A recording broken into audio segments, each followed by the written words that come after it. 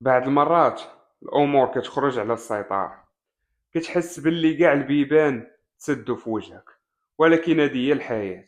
ضروري من الصعوبات، حيت الصعوبات هما اللي كيخليونا نتعلموا، هما اللي كيخليونا نطوروا راسنا أكثر، هما اللي كيعطيو الحياة معنى وقيمة.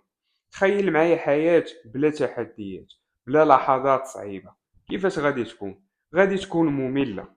وحتى الإنجازات، الأهداف وكاع داكشي اللي باغي نوصلو ليه، اللي كيعطيه قيمة هما دوك التحديات والصعوبات اللي كندوزو منهم.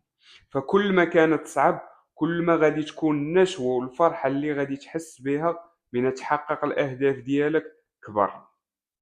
فمن دوز من شي فترة اللي صعيبة، خلي عندك التفاؤل، الإيجابية، وديما خلي الثقة ديالك في الله كبيرة، حيت الله كيختار لينا غير الطريق اللي مناسب لينا.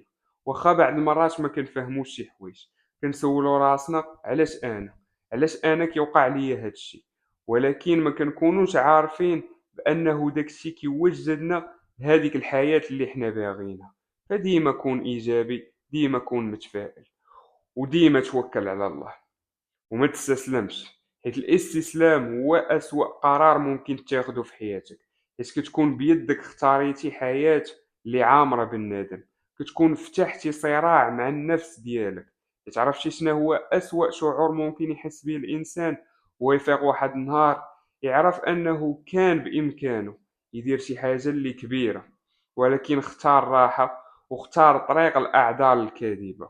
فما تستسلمش، وخليك مفكر انه الساعة قبل ما الفجر كتكون هي اكثر ساعة مظلمة، موراها كيبدا يطلع الضو.